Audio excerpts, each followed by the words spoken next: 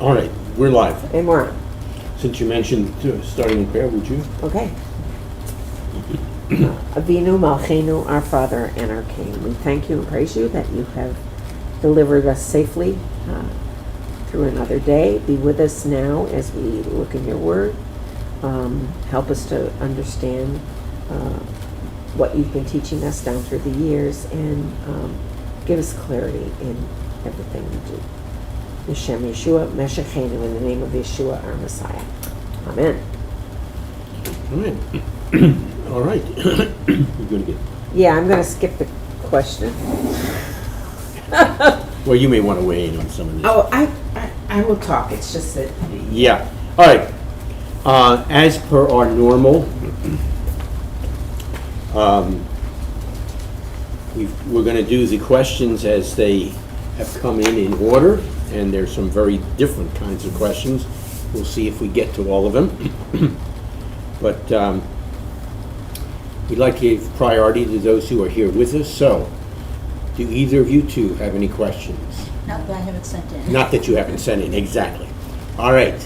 And then those of you who've joined with us virtually, do you have any questions that you have not already sent in? Okay. Then we'll take them in the order we got them. Well, I was going to say, if you raise your hand, Yes. you know, if you want to stop at any point or you think of questions, just Yeah, feel free to. All right.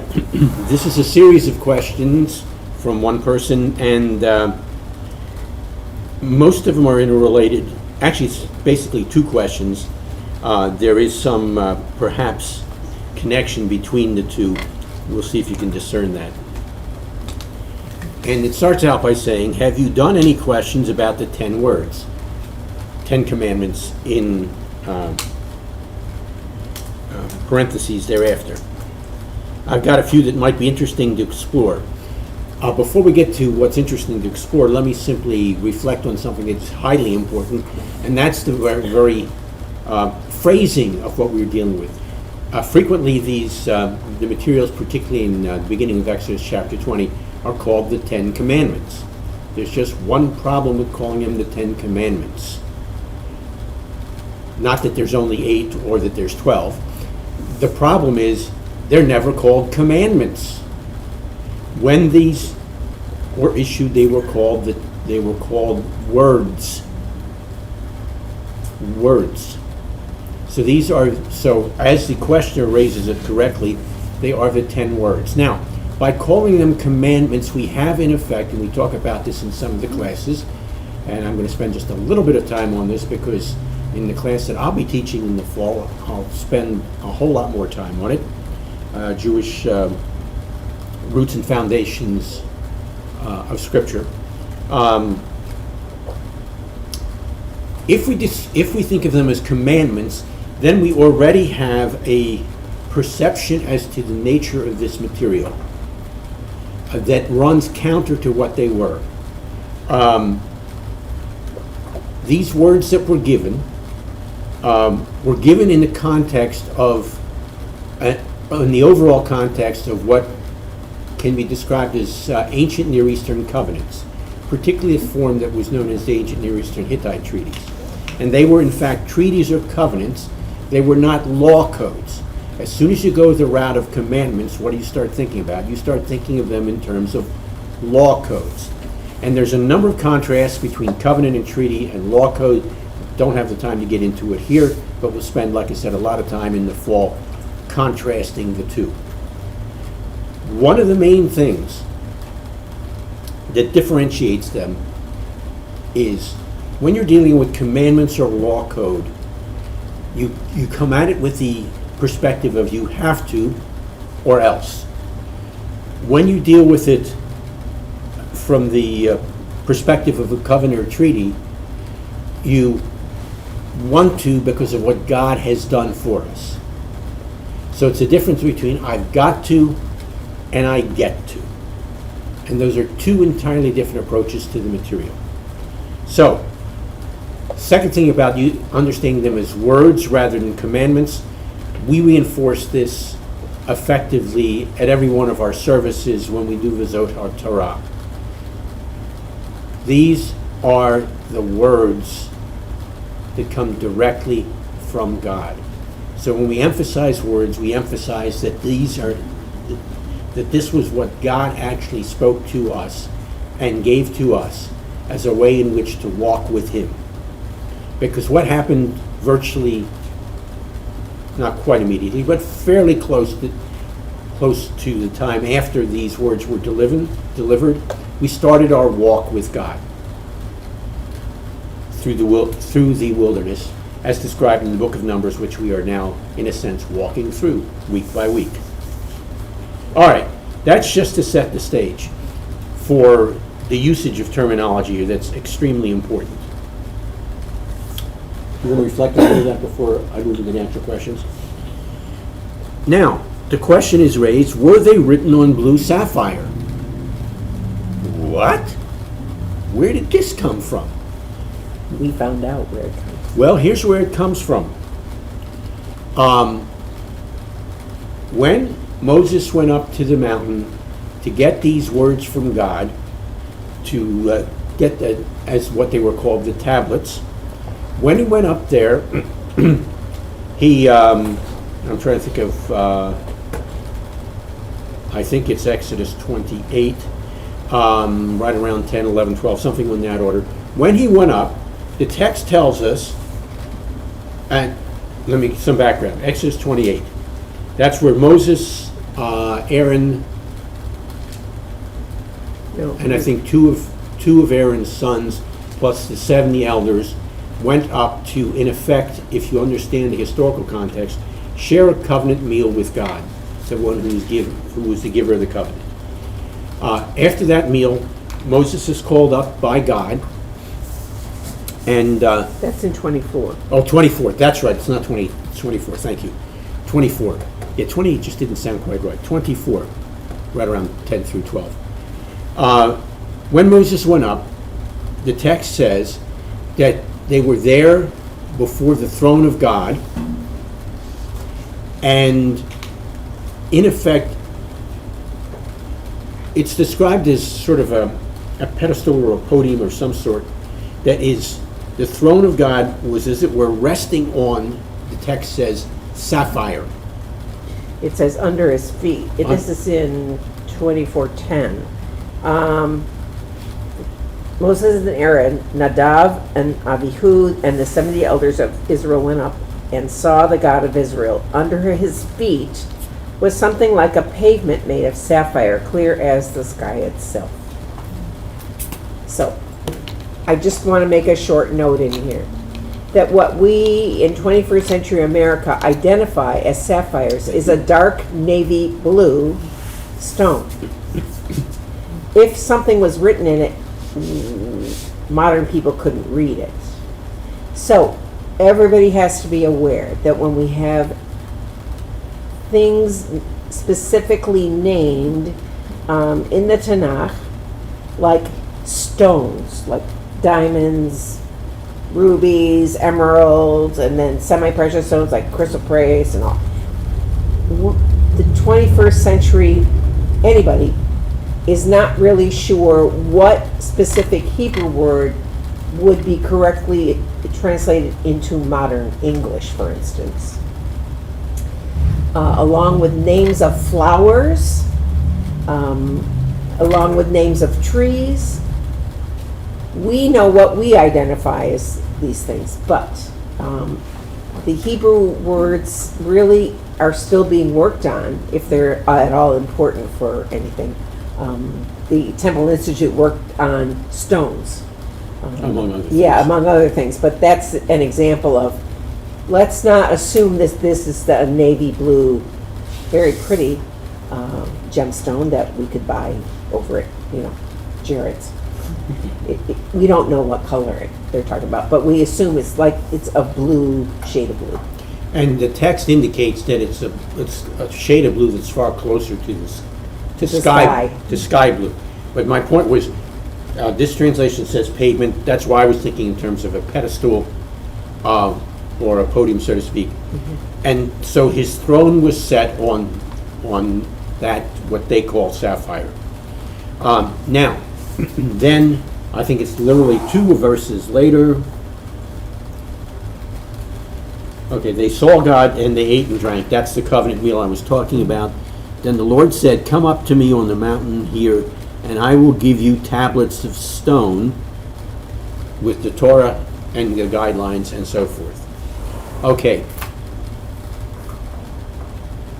Notice the proximity. It's within 2 verses of one another that the tablets are mentioned right after the sapphire, which is why perhaps not just the questioner, but the questioner undoubtedly had gotten this from something he or she had seen on the internet, because many years later, all right, Moses is roughly 1400 before the Common Era. By many years later, I'm now talking about the rabbis in the Talmud, and in that part of the Talmud that was finally written down, although it existed in oral form much earlier, around the year 500 of the Common Era.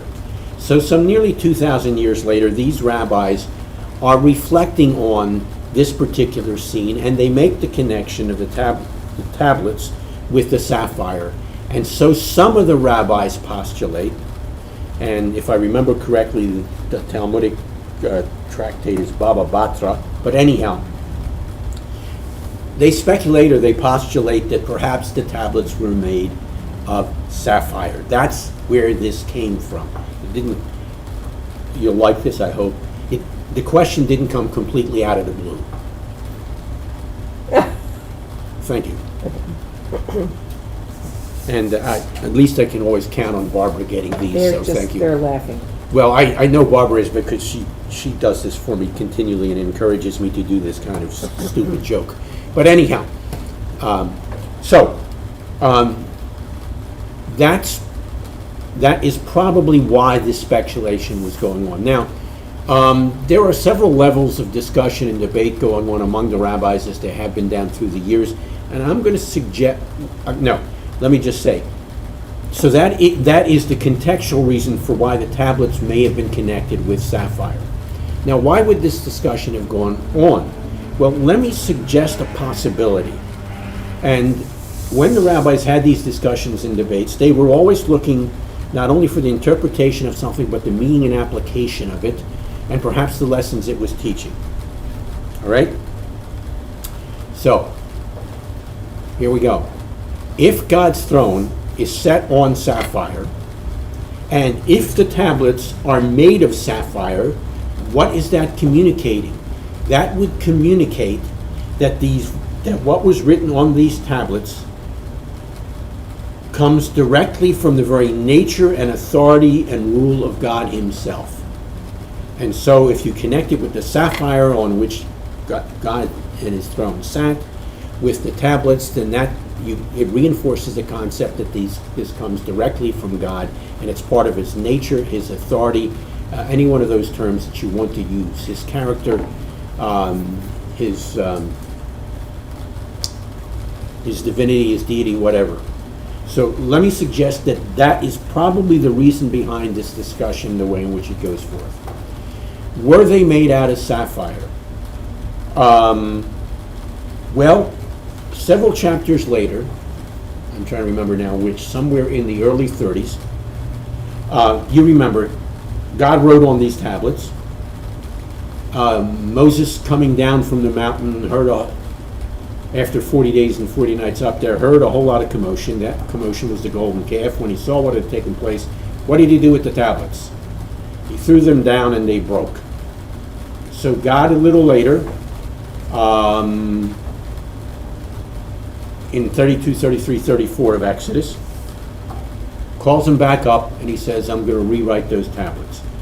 But God tells Moses that he is to carve the tablets himself and then bring them up with him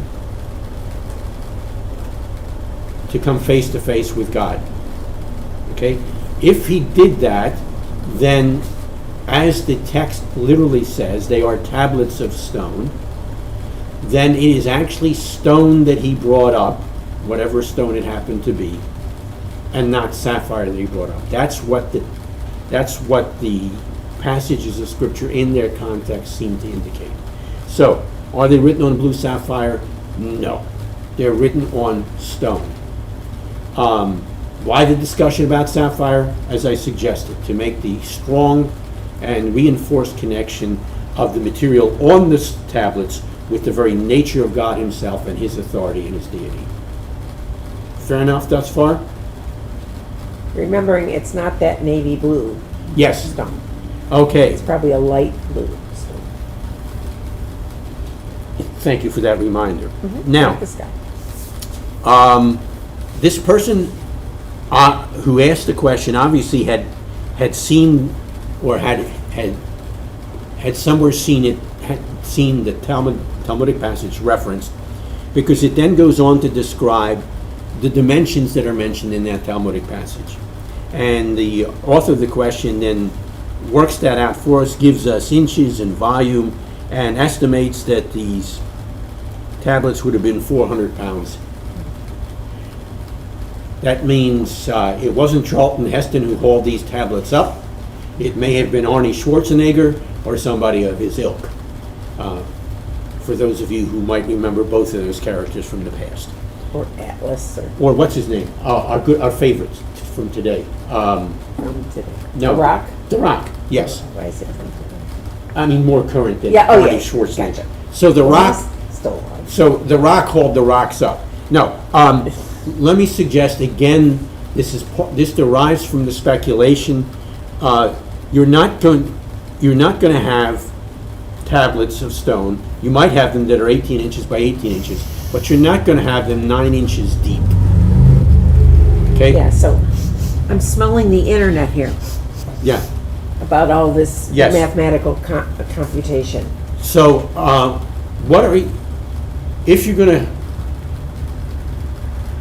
if you're thinking in terms of tablets, do you want to make a connection of luach to the term that's used here? So the term that is translated tablets, which I'm just going to make a remark about what we talked about Yes. today when we were studying this. The noun here for what's translated as tablet seems to be related to the Hebrew word luach, which beginning Hebrew students of mine recognize is the modern day word for a poster, like poster board, or even a calendar. They both in modern Hebrew are called luach. And if that means something that displays something. So the emphasis is not on what it's made of, the emphasis is on it display. Display quality. Display. What was I going to say? I'm sure it was very important. Tablets that we used to use? Yes. So what I said to him at home was this word tablet. And why was it the Hebrew word related to luach translated tablet? I bet it came from King James originally. A tablet can be a pad of paper that's connected across the top. A tablet can also be an aspirin. I don't know why both of those things got the same English word, because they are not really related to each other at all. And furthermore, I would claim that they're old-timey English. They're not even good modern English, because although we recognize the word tablet as far as aspirin, doctors don't say anymore, take 2 tablets and call me in the morning. They say, take 2 pills and call me in the morning. It's all gone to the generic.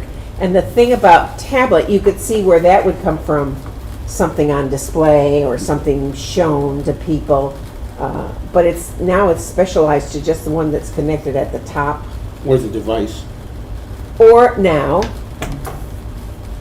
the computer device.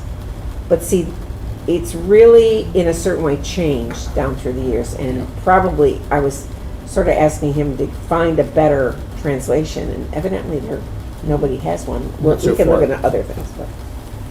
All right, then, were they clear blue like sapphire? We know we've already dealt with that. They were more like sky blue.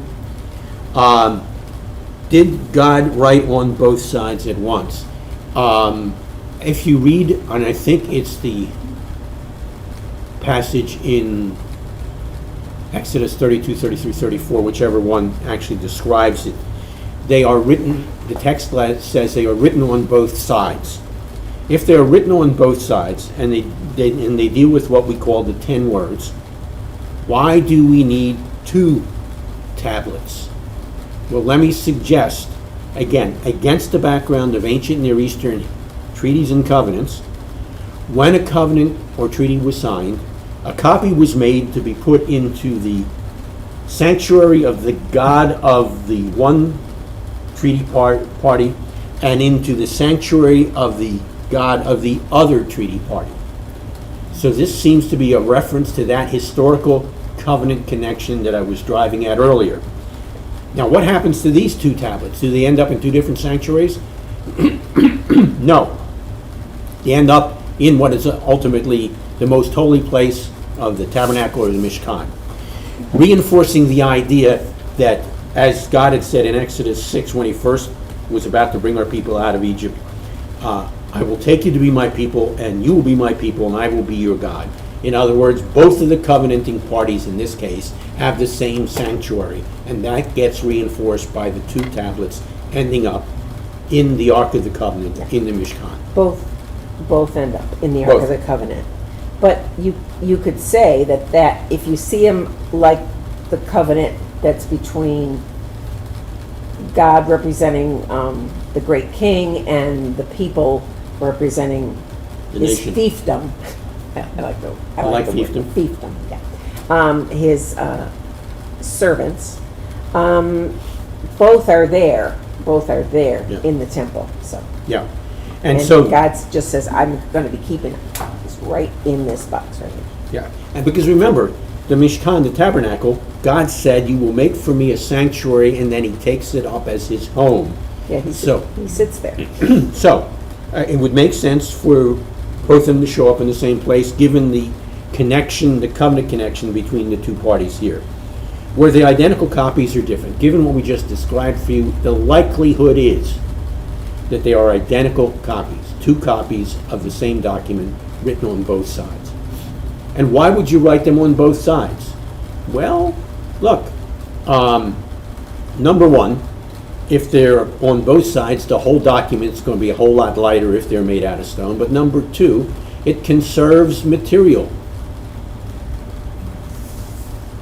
You might need some of those sapphires for the pavement. Yeah.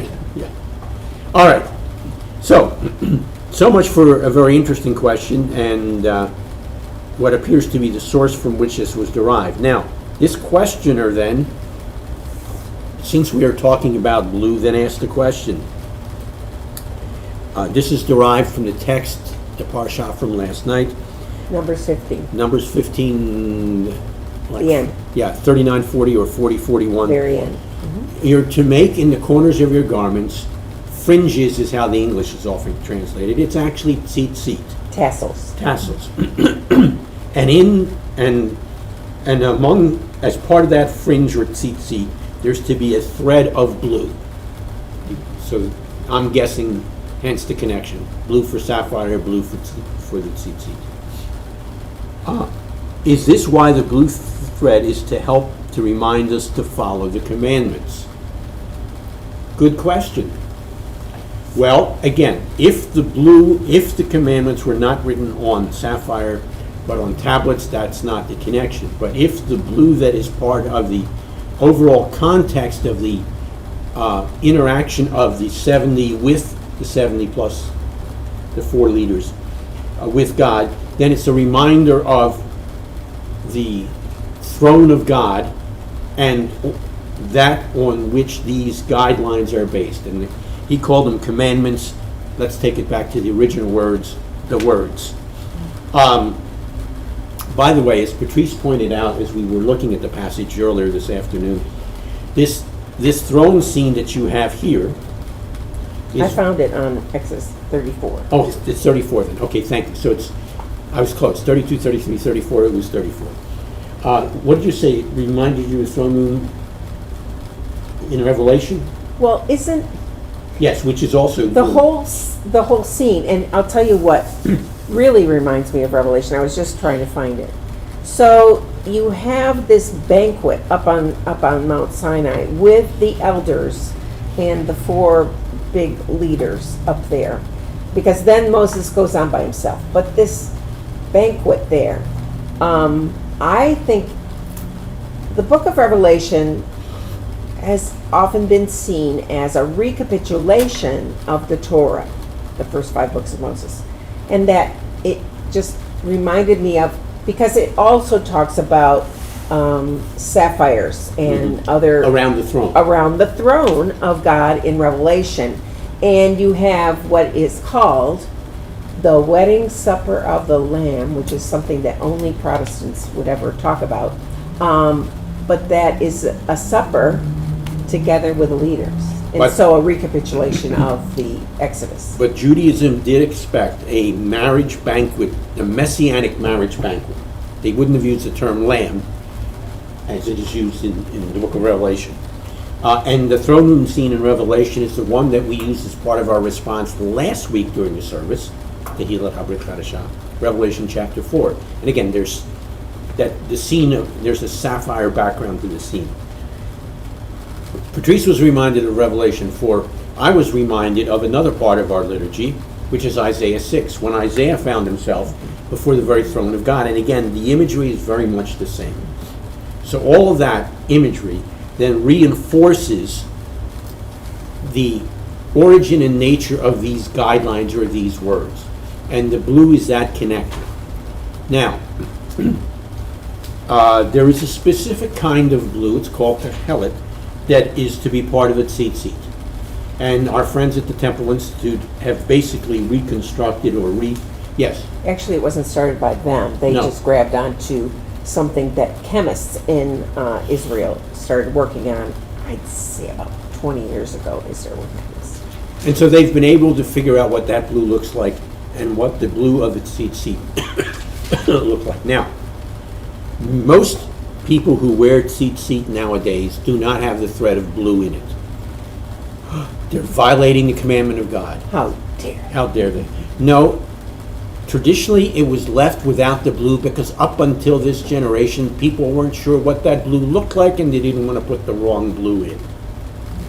Nowadays, there are groups of people who do in fact have the tzitzit with the thread of blue, and you can get them at the Temple Institute and some other places. There's a really great book that reads like fiction, but it's true, about how I think they're a married couple, how they did experimentation to find out where Techelet, which is the color of blue on the Israeli flag, that's that color blue,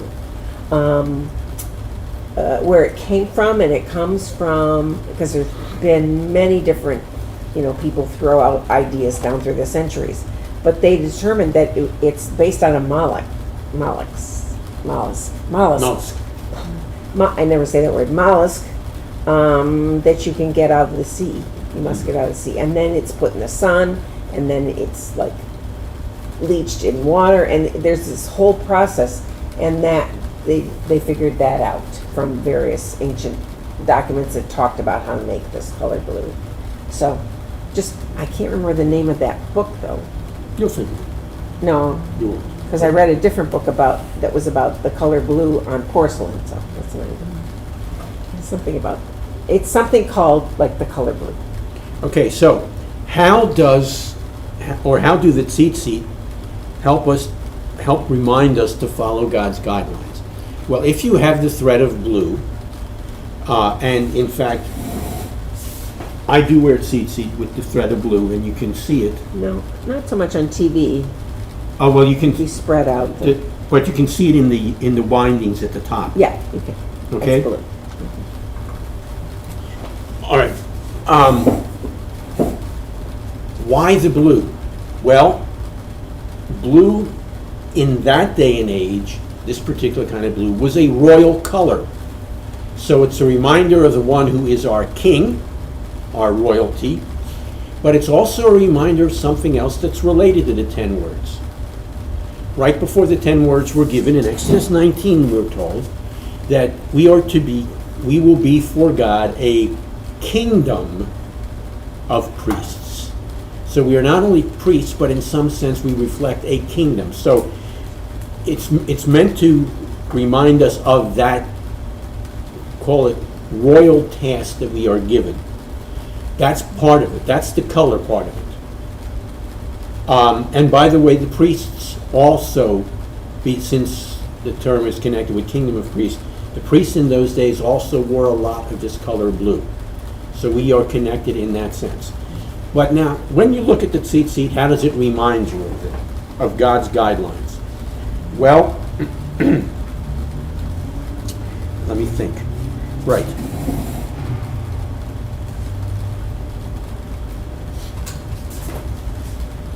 There's a specific way in which these are made. 7 wraps, 8 wraps, 11 wraps, 13 wraps. And if you look at it carefully, you can see that the length is different because there's a different number of wrappings around. That's the way it's always been. Why? Well, some fun with Hebrew and Hebrew numbers.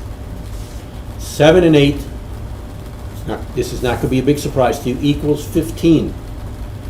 If you write 15 in Hebrew, it is Yod He. Third wrapping is 11. 11 written in Hebrew is Vav He. Did you catch that? Yod He, Vav He. That's the Hebrew letters for what's called the Tetragrammaton, or the unpronounced name of God. Well, wait. You have one more set of wrappings. It's 13. 30. If you add up the letters that are in the Hebrew word echad, you come up with the number 13. So what does this remind us then when we look at it? The Lord is my God, the Lord alone, like we say in the Shema. So it reminds us about God. Now, the next thing is these are called tzitzit. That's the Hebrew term for tzitzit. Well, tzitzit, if you convert the letters into numbers, because again, in those days, the numbers were written out as letters, you will find that tzitzit is the number 600. All right? You ready?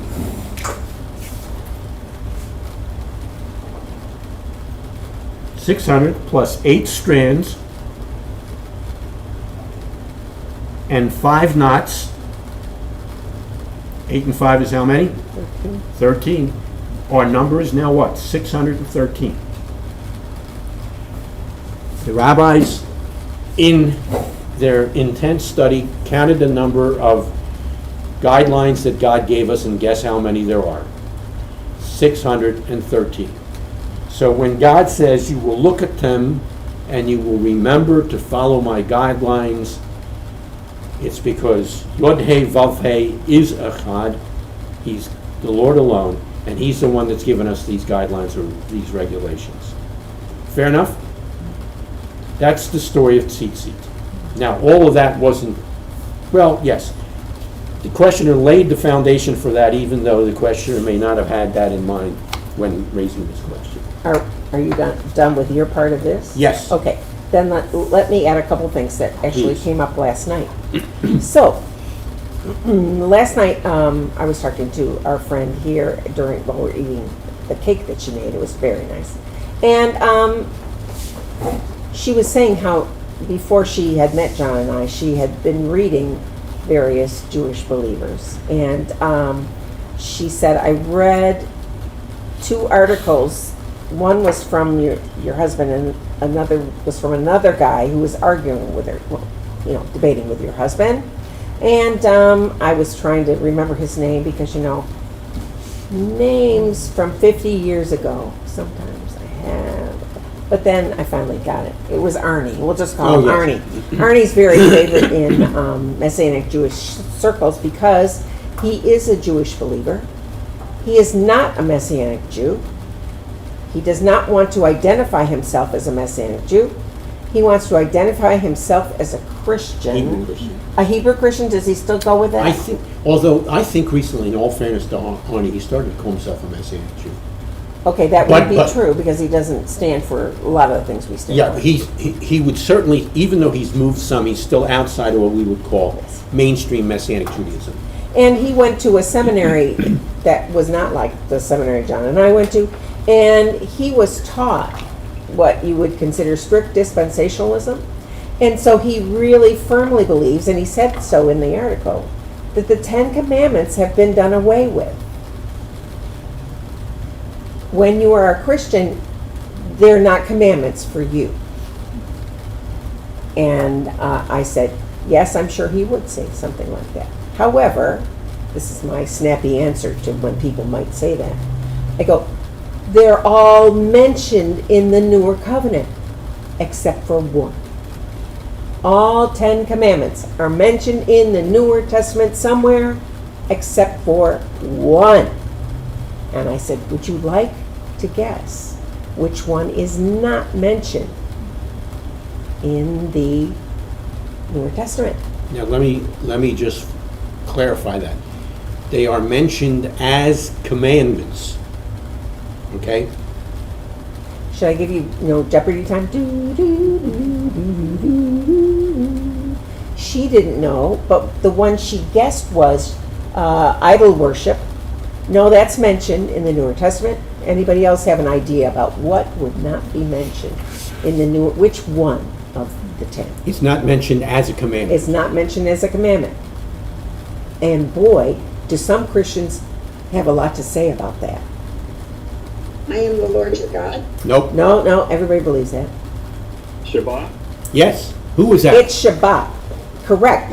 Was that Mike? Yep. Mike, you win the prize, which I don't know what it is yet. But maybe a kitchen dinette set and a trip to Bermuda. I don't know what it is. Yes. And you can imagine why Christians then hop on that and say what? You don't have to keep the Shabbat. You don't have to keep Shabbat. See, yeah, we don't need that seventh day thing. That's gone. Now we have the first day. And God loves it way more than he loved the Sabbath. It's amazing. People who are taught along the lines of, I don't know if it's true nowadays. I would not bet money on the fact that this particular seminary is teaching it the same way. But 50 years ago, this was strongly the way many people, the pastors were taught that way, and then they proceeded to indoctrinate the people in the pews that way. Now, why is it not mentioned as a commandment? Well, if you read the Gospels and the letters of the rabbi and his associates, it's because all of them were, and they're described this way, all of them were already observing Shabbat. And so as you look at their observances, you see them following it. There's no need to repeat what they're already doing. Does that make sense? In their culture, Shabbat would have been your day off. It didn't matter who the Messiah was. That would have been, for all the business people, all the Jewish people at that time, would take Shabbat off.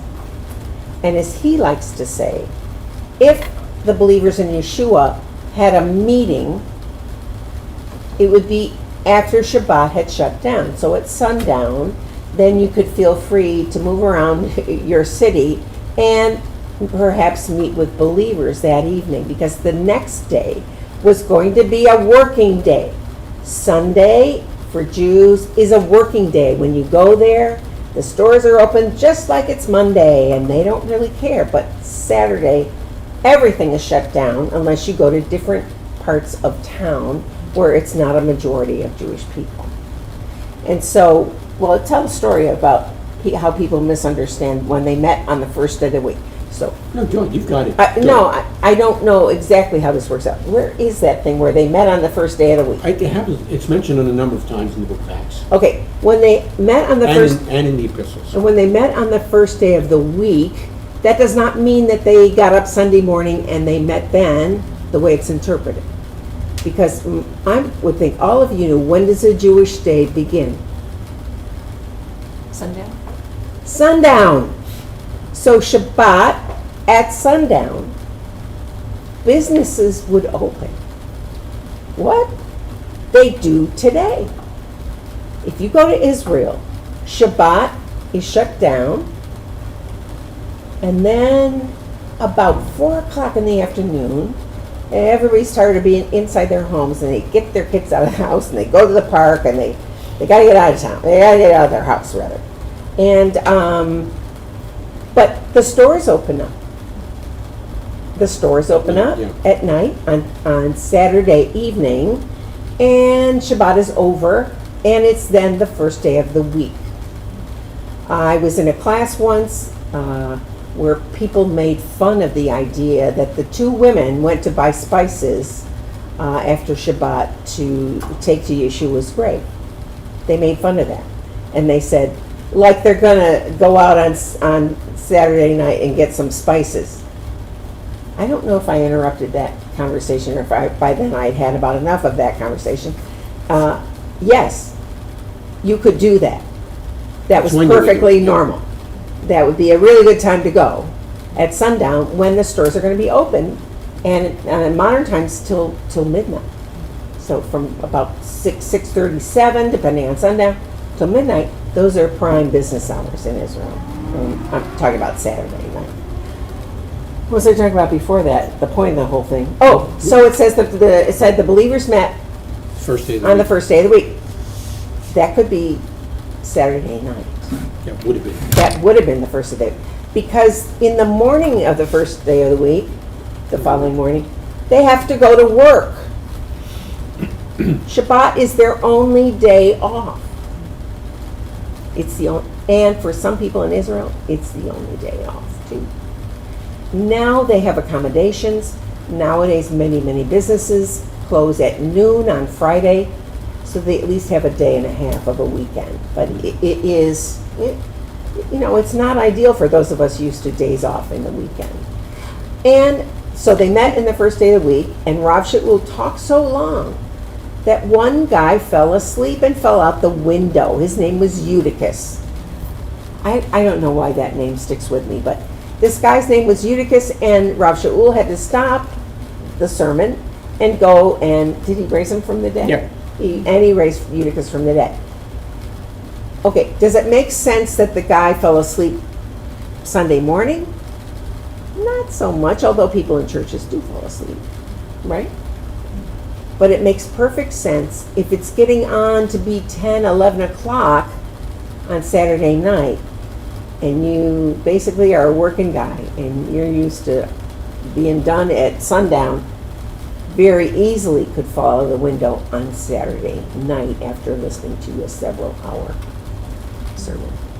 Okay, I think that's Acts chapter 20, and the place, I believe, is Troas. If the first day of the week meeting that is mentioned there is on Sunday, that means Rav Shaul started either 10 or 11 o'clock, and he preached for 12 hours or more. But the text says that he started speaking to them, and at midnight, that's what the text says, this poor dude toppled out of the building. Now, if he started when Havdalah was done, it's still a rather long sermon, but not as long as you might have thought about before. So anyhow, first day of the week, Shabbat was in fact observed, and it's, if you read carefully through the book of Acts and the letters of the rabbi and his associates, then you can see very clearly that this was the standard practice, so no need to repeat the command. All right? Did we cover that? I certainly hope so. This is another example of how going to Israel today gives you insight into biblical times, because there are so many differences that are described in the scripture that really are not brought to our attention until you actually get there. And then this is different. This is a different way of understanding a day, and it has ramifications on interpreting parts of the Bible. Mm-hmm. To think in terms of the day goes from sundown to sundown is so different. And we are, in the Western world, I'm not aware of all the differences it makes in order to see things that way. And, interpretations of different things that are being done changes when you have that consciousness of, this is not the evening of that day, it's the beginning of the next. Yeah. Yep. All right. So, any questions deriving from the questions that were asked? I see no hands. I hear no voices. All right. Oh, not yet. He doesn't Yeah. hear any voices yet. Okay. My friends and I were reading Numbers 7, 10 to 89, and had a couple questions. 10 to 89, oh my gosh. Why would you be reading Numbers 7 is the first question. Well, that's because it's the Parsha, the portion from a couple weeks ago. Numbers is So great. they were supposed to, they were doing what they were supposed to. Numbers is a great. All right, here we go. Question 1. The leader of each tribe was named, and the offering described, by offering the offering that the tribe, through its leader, was supposed to bring to God. For 11 of the tribes, the leader is called the prince of his tribe. The leader of the tribe of Judah is not called a prince. Why? My friends and I have speculated that the only true prince of the tribe of Judah is Yeshua, but is there another reason? Interesting question, and that's the kind of question that often would have been asked in rabbinic circles in years gone by as to why things are mentioned or not mentioned in the biblical text. And when this kind of thing happens, often you get some very interesting discussions, some of which are very good, some of which are really off base. And it still leaves us with the question, why? Well, for those of you who've heard us talk before, the answer is found very simply in context, context, context, context. All right. In verses 11 and 12 of chapter 7, and I'm going to paraphrase here unless you've got it right in front of you. What verse? Numbers 7, 11 and 12. 11 and 12. For the Lord said to Moses, each day one leader is to bring his offering for the dedication of the altar. 12. The one who brought his offering on the first day was Nachshon, son of Abinadab, of the tribe of Judah. Okay, so that's, and if you, from that point on, if you read, you'll have that the person who brought this was the leader or the prince of the tribe. The tribe of Judah is not mentioned. Well, there's another one that's not mentioned. No. Oh. I meant the leader of the tribe is not mentioned. Correct. Yes, and there are only 11 of the tribes. Why only 11 of the tribes bringing these offerings? The tribe is missing. What tribe is missing? These are offerings being brought to the priests at the Mishkan. What tribe is the tribe of the priests? The Levites. They're already in the process. They're already there. They're already They've been involved in the process. Yeah, and now that wasn't Their gift has been their service. That's right. So that's, in case anybody's wondering why the questioner didn't ask about the 12th tribe or somebody else. Go ahead. By the way, in this translation I'm looking at, which is the New International Version, it does not say the word prince for these guys. It says leader. Leader. And it's important to understand in all cases that English may be the majority idea, but in other nations, a prince is not a person who is going to become the king one day, but a prince can be cousins of the royal family can be entitled prince. In Russia, they have so many princes. They're not all going to ascend to a throne. They might be 35th in line. But that's a title of respect and acknowledgement. But it doesn't mean how strict we have it today, which is the person who's going to take over for when the king or queen dies. So it's important to take some of the mystifying things off the word prince. Okay, back to context, context, context, context. Verse 11 says that the leader or the prince of each a leader or prince of the tribe is to bring the offering or the sacrifice. And then the very next verse identifies the leader of the tribe of Judah, but doesn't call him leader. Why doesn't it call him leader? Because he just had said a verse before that it's the leader who's supposed to bring it, and then who then mentions the one from Judah. So that's the reason for leader not being mentioned there. It had already been mentioned a sentence before. So, we don't need to do any speculation as to what the hidden meaning of all this is. There is no hidden meaning. It's contextual, it's grammatical, it is literary, whichever term best applies. So, again, stressing the importance of reading in context. We did the same thing for the previous question. Where did sapphire come from with respect to the tablets of stone? It came from a verse or two earlier because they were from the very throne of God. That's what the context indicates. Fair enough? Next question. We know that when the Lord repeats himself, we better pay close attention. And in fact, that's an interesting way of putting it. And frequently, the rabbis in their discussions would say much the same thing. Why is this repeated here? What's the reason for it? There must be a reason other than pure repetition. He lists the offerings in detail all 12 times. Okay. Why would he bother to list the details of the sacrifices or offerings in their detail, all for each of them? Well, let me suggest again context. It's to demonstrate that each of these tribes had an equal standing or status before God. How do we know that? Because each of them brought the same thing. Why would that be important? Because, gang, some of these tribes were not birthed from Rachel or Leah. They were birthed from Bilhah or Zilpah, the handmaidens. And in those days when, and Sarah did this, of course, with Hagar.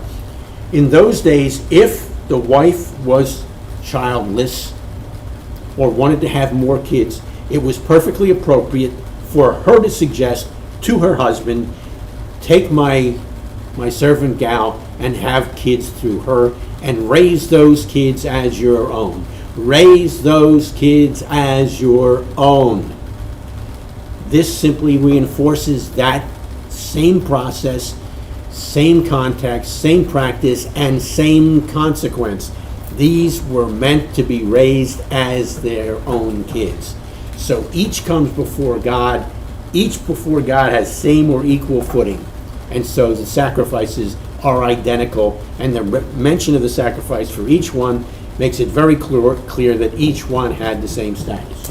I was going to say, and it also applies to remember that when Joseph went to Egypt and was there and never returned to the promised land, he married an Egyptian.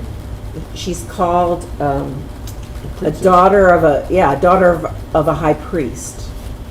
Okay, well, say the rest, especially nowadays, they're not really Jewish because their mother's not Jewish, and so we cannot accept them. But Joseph says, you will accept them, and these two boys, the sons of Joseph, will be full heirs and have their own tribes. So Joseph, instead of there being a tribe of Joseph, the tribe of Joseph becomes the tribe of Ephraim and the tribe of Manasseh. He gets a double portion for all the suffering he gets. And this passage delineates to everybody, I know that you're thinking that Joseph should be the one, but these two tribes stand equally with the other tribes, even though they're not Jewish. They became Jewish when Jacob, remember, crossed his hands and blessed them on when he was ill. I think it's on his deathbed. It's very late in his life. And by doing that, effectively adopted them formally as his sons. Yes, not grandsons, his sons. And so this just Reinforces doubles down on that. Fair enough? And then, a further question. Is there something significant about the silver plate or basin, or the number of shekels, or the gold ladle? My guess is there probably was something significant to those people. I'm not sure we know of the significance, or it's simply describing in more detail how these sacrifices were to be made. And by identifying how they were to be made, not just what was being made, it again makes it clear that each one of the tribes did it the same way, because it was reinforcing the fact that each was on equal footing before God and should be considered that way by all the people. It actually has a margin, a thing in the margin. That one does? Yeah. The offerings included 2 silver bowls. One was used to catch the blood from an offering so it could be sprinkled on the altar. That's from Leviticus 16. So there was a need for at least one of them, but I would think that if you're having multiple sacrifices, think of the sacrifice system as 24/7, someone is on duty. And therefore, sacrifices could be done technically any time of the day. And for each sacrifice that you want to save the blood from, not like the burnt offering. You don't want to save the blood from a burnt offering. You can't. It gets burned up. But if you wanted to save the blood, which is useful in certain situations, you would use these silver bowls. And you would need, if you had 15 that day, you would need 15 silver bowls. One for each sacrifice. Yes? Yes, and notice that the sacrifices were offered not all on the same day, but each of them did it on their own day. So that's another interesting thing. If they had all done it on the same day, then there would have been some sort of conglomeration. But by each of them doing it their own day, it identified the importance of the individual. It's sort of like the book of Numbers when the census is taken. The Hebrew says on 2 occasions, for 2 numberings, the literal term is not count the people, but raise up the heads of the people. And every time we read this here in our synagogue, I reflect on this. Too often when we number things, what do? We turn people into nothing more than numbers. What does God do when he numbers them? He actually elevates or raises the heads of each And individual. acknowledges each one. Not just acknowledges and elevates each one. Yeah. Yes, exactly. Instead of being just a number. All right. What's so special? Is there anything unusual special about the sacrifices? Only this. Each day, one leader is to bring his offering for the dedication of the altar. The unusual or special about these sacrifices was not necessarily what the sacrifices were, but that what they were there for. And they were there for specifically, the text says. Again, context. They were there to be part of the dedication of the altar. Why? Because the tabernacle, the Mishkan, the Ohel Me'od, the tent of meeting, had been set up. It was now in place. It was now functional. But in order to make it functional, it needed to be dedicated. So this was the dedication ceremony for that particular altar.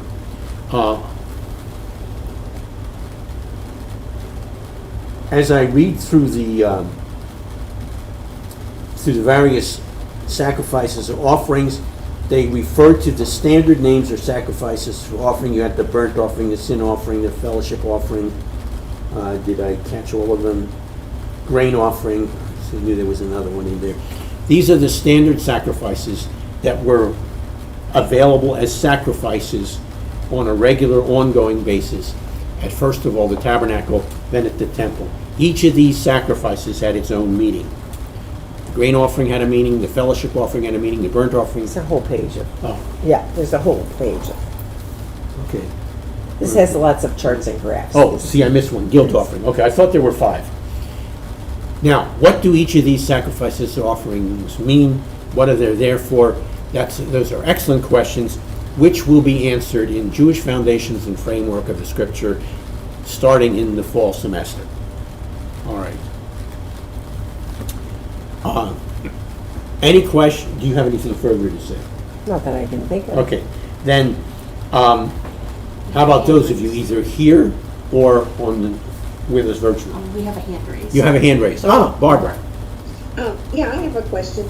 Looking at this same passage, I heard a teaching that there was a break in giving the offerings because they didn't do it on Shabbat. I didn't know whether that was a rabbinic commentary, because I just read through it, it says on this day, and then it names each of the days, so I didn't see the break myself.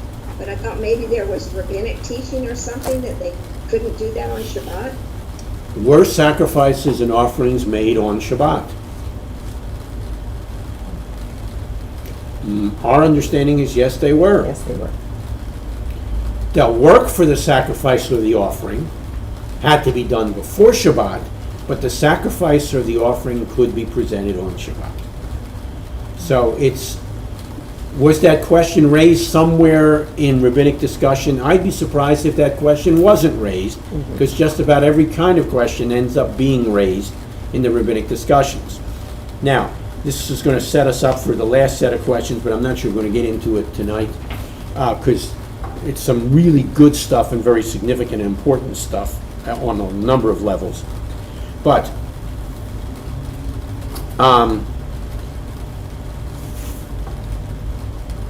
this has to do with the part of the question upcoming, imposing extra laws on top of laws.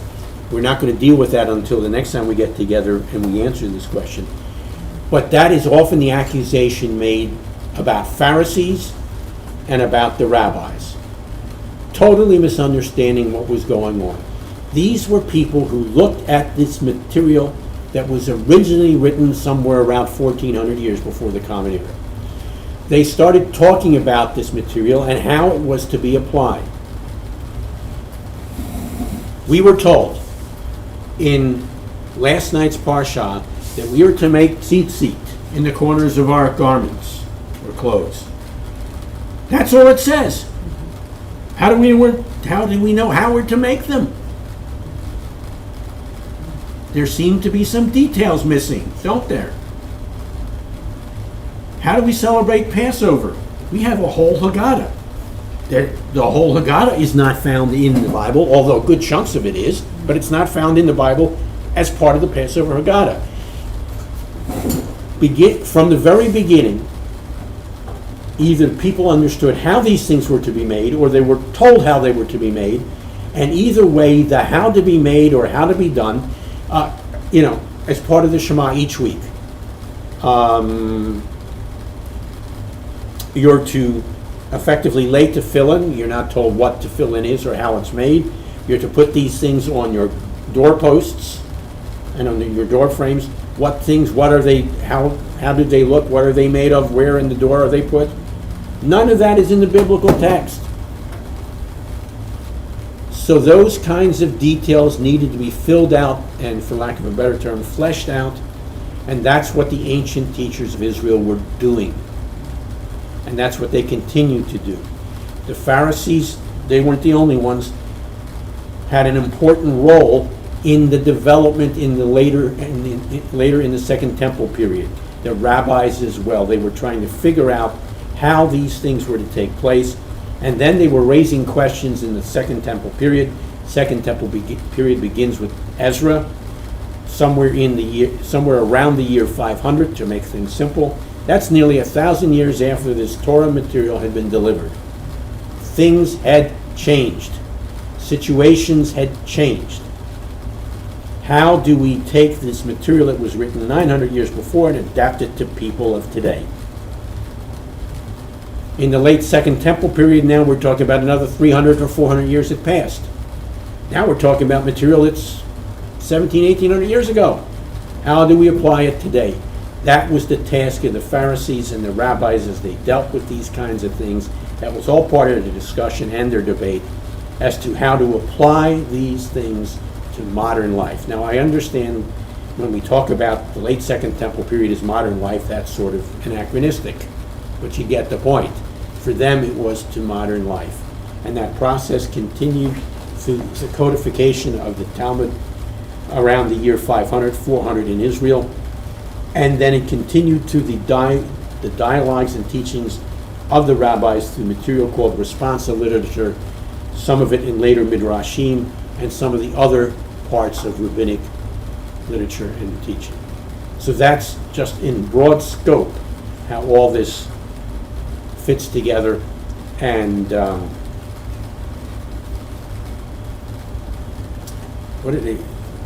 there was one more thing I was going to say, but I've lost it, but that's fine. So this whole process was, in effect, a God-inspired process to help make these things continually relevant to people.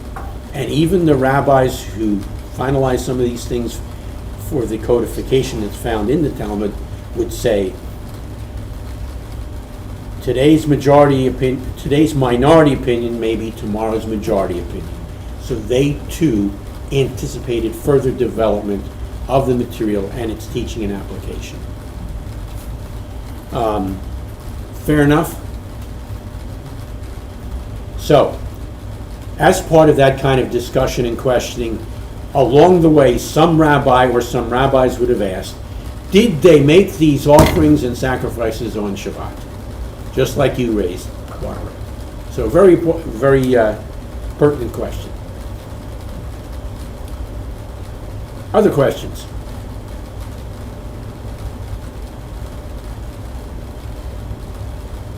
Then I think They're all bewildered. bewildered or blown away. Okay. Well, in that case, a major thank you for your patience, for hanging in there with us, and for submitting the questions and for interacting with the questions. Now, I was trying to think. I don't have my calendar. Is that what you're going for? Yes, I'm trying to think when the next. I think it's August. I think there may be one in July. I don't have my And calendar. I just read it in the upcoming newsletter. Is there well- one on the bulletin board? Yeah, the last one, not the one that's Oh. coming out for July. Okay. Look, Look at your newsletter. If you don't get a newsletter, all right, get on a look, newsletter list. that's right. If you're not receiving the newsletter either by mail or by email, let us know. And by let us know, I mean let Matt know. What's the email address? The email address for the newsletter would be orchadashoffice@aol.com. All one word? All one word. All one word. ORCHADASHOFFICE.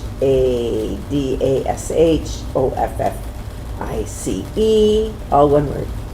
At At AOL. AOL. I keep telling them to switch to Gmail. Matt is in the process of it. Oh, thank you, man. So, there we go. All right, so if you are not already getting the newsletter in one form or the other, please make sure you send the information along to Matt, and you will be sure to get that. I am thinking that there is one in July. That could be. We are in town one weekend in July. Other than that, July is crazy. Okay, Could be the last weekend of July, that's possible, like near my birthday. like near your birthday.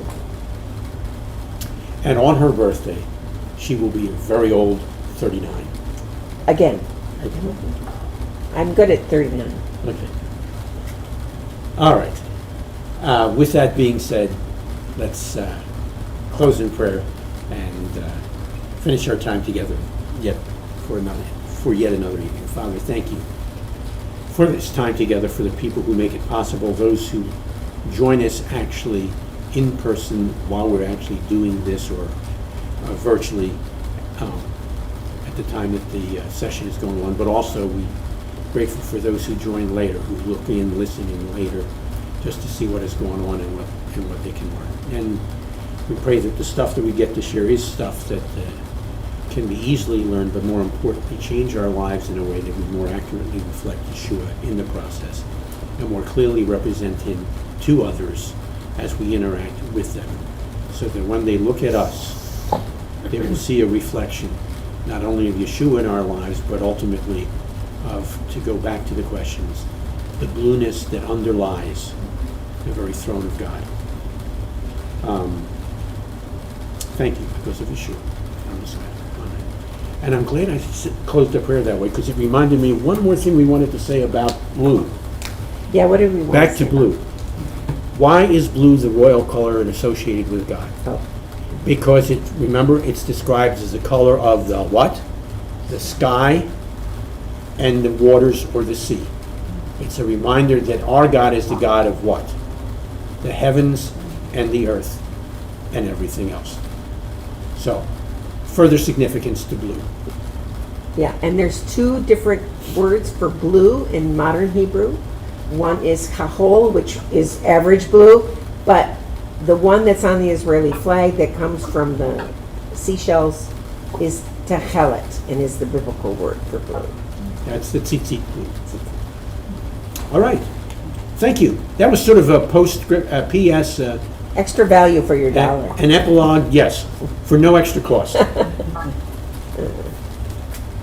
right. Thank you so much.